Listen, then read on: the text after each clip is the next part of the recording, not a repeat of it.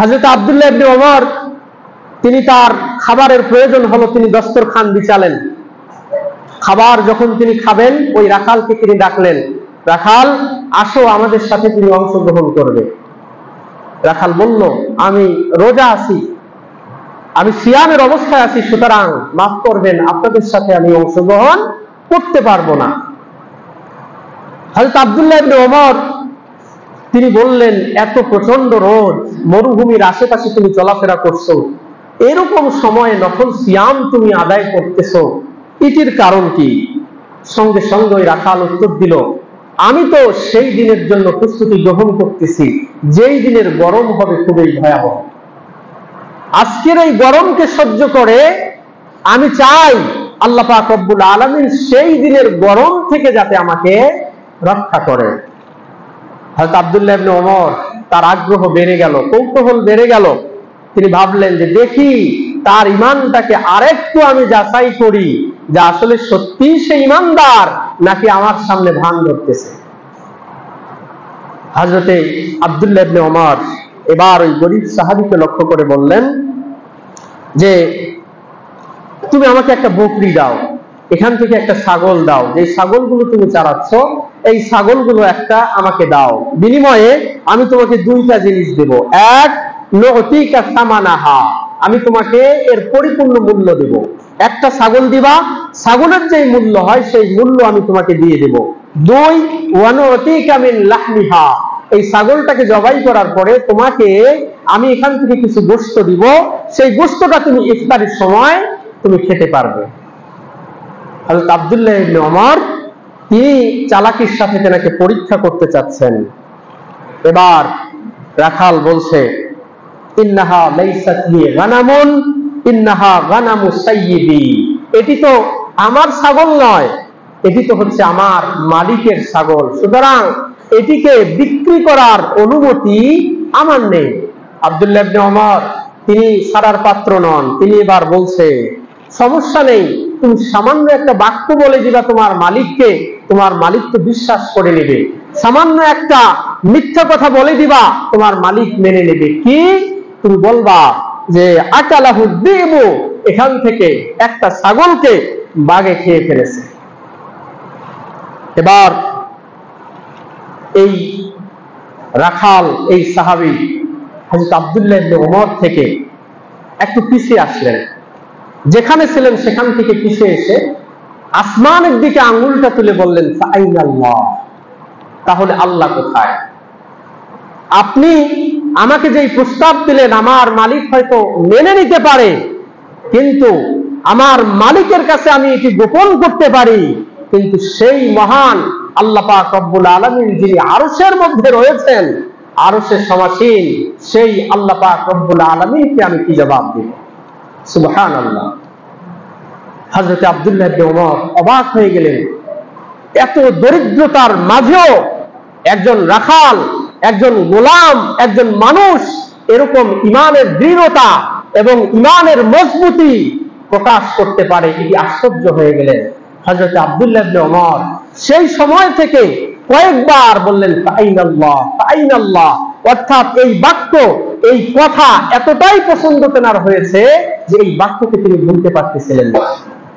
প্রিয় উপস্থিতি, হযরত আব্দুল্লাহ ইবনে ওমর সেখান থেকে মদিনায় ফেরত আসার পরে সেই অভাবী এই গোলামের কাছ থেকে ছাগল ক্রয় করে, আবার সেই ছাগলকে বিক্রি করে সেই গোলামকে তিনি মুক্ত করে দিয়েছিলেন এবং তাকে অনেকগুলো ছাগল আবার পরবর্তীতে এই আব্দুল্লাহ ইবনে ওমর রাদিয়াল্লাহু তাআলা আনহু তিনি হাদিয়া দিয়েছিলেন, উপঢৌকন দিয়েছিলেন এবং উপহার দিয়েছিলেন। এটি একটি কারণেই সম্ভব হয়েছে, সেটি হচ্ছে ওয়ালাকিন্নাল্লাহু হাব্বাবা ইলাইকুমুল ঈমান, আল্লাহ পাক রব্বুল আলামিন তাদের অন্তরের ভিতরে ঈমানকে প্রিয় করে দিয়েছেন।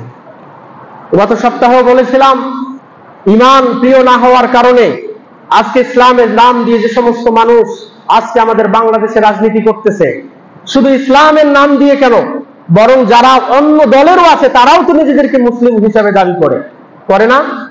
মুসলিম হিসাবেই তো দাবি করে, কিন্তু সামান্য কয়েকটা ভোটের জন্য হিন্দুদের এই শারদীয় দুর্গা পূজার মধ্যে, হিন্দুদের এই পূজার মধ্যে দিয়ে তারা কিরকম ভাবে ইসলাম এবং ঈমানকে বিক্রি করে আসলো। তো তাদের এবং আমাদের মধ্যে পার্থক্য হচ্ছে, তাদের কাছে প্রিয় ছিল ঈমান, আর আমাদের কাছে প্রিয় ঈমান হতে পারেনি। আমাদের কাছে প্রিয় হচ্ছে কুফর, আমাদের কাছে প্রিয় হচ্ছে শিরক, যার কারণে আমরা হিন্দুদের শারদীয় দুর্গা পূজার মতো জায়গায় পর্যন্ত আমরা যেতে দ্বিধাবোধ করি না।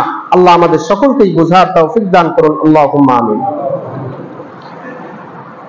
প্রিয় উপস্থিতি, বলতে পারেন দরিদ্রতার মুহূর্তে অনেকেই আল্লাহকে ডাকে, কিন্তু যখন আমির হয়, যখন ধনী হয়ে যায়, তখন হয়তো সে ইসলামকে ভুলে যায়, আল্লাহকে ভুলে যায়। দেখুন সাহাবায়ে কেরামদের এরকম কোন চিত্র ছিল না। দরিদ্র হোক আমির হোক, সর্ব অবস্থায় তেনারা আল্লাহকে স্মরণ করতেন। এরকম একজন সাহাবী, তিনি হচ্ছেন হযরত আব্দুর রহমান ইবনে আউফ। খুব ধনাঢ্যশীল একজন ব্যক্তি। তিনি মক্কার মধ্যে আসলেন। তেনার বেটা ইব্রাহিম তিনি বর্ণনা করতেছেন, তেনার ছেলে ইব্রাহিম বর্ণনা করতেছেন, মক্কায় আসলেন। আসার পরে তেনার সামনে ইফতারিতে অনেক রকমের খাবার আয়োজন করা হলো। খাবারকে যখন তিনি সামনে নিলেন, খাবারকে সামনে নিয়ে দেখতেছেন অনেক রকমের খাবার, তিনি চেয়ে দিলেন। এতগুলো খাবার দেখে তিনি কান্না করে দিলেন। কান্না করে বলছেন যে আমার থেকে সম্মানিত, আমার থেকে সম্ভ্রান্ত ছিল সেই মক্কার দুলাল মুসআব বিন উমাইর রাদিয়াল্লাহু তাআলা আনহু। উহুদের যুদ্ধে যখন তিনি শহীদ হলেন, আল্লাহ রাসূল সাল্লাল্লাহু আলাইহি ওয়াসাল্লাম তার মাথাটাকে তার রানের মধ্যে নিলেন, নিয়ে বললেন, হে মুসআব, তুমি আজকে কিরকম ভাবে পড়ে আছো, অথচ তুমি তো ছিলে রাজপুত্রের মতো। চুলের স্টাইল, এক জামা সকালে পরতো তো সন্ধ্যায় আরেক জামা, শরীর থেকে সুঘ্রাণ বের হতো, অথচ উহুদের যুদ্ধে সেই ধুলো বালুর মধ্যে পড়ে আছে। রাসূল তার মাথাটাকে কোলের মধ্যে তুলে নিলেন। আব্দুর রহমান ইবনে আউফ বলছেন যে